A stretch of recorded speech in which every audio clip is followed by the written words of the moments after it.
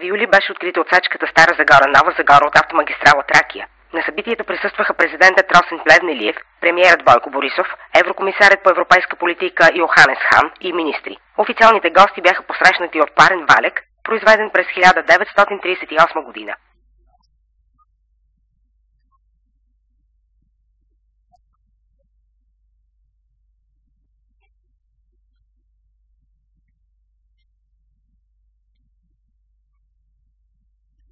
Ето така ми се иска да изглежда България. Слънчогледи, жита, по средата магистрала. Всичко засадено, комбайни женат, слънчогледа е прекрасен като реколт и между тях магистрала. И между тях магистрала.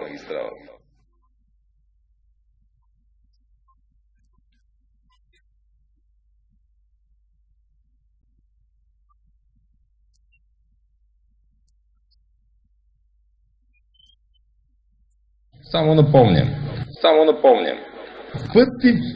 Пъти по-добри сме от предишното правителство.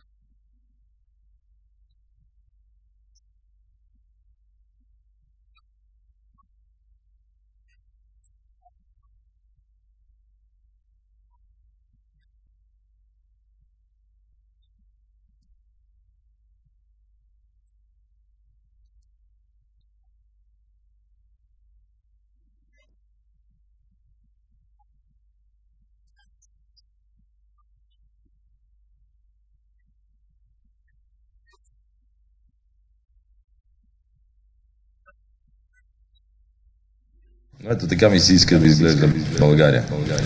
Слънчогледи, жита, по средата магистрала. Всичко засадено, комбайни женат, слънчогледа е прекрасен като реколт и между тях магистрала. И между тях магистрала.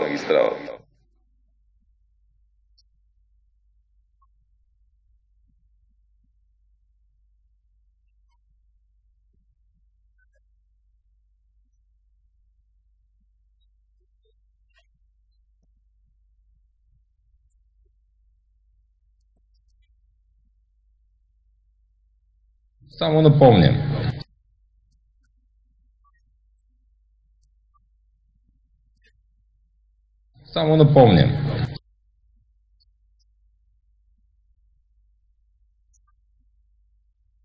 напомням.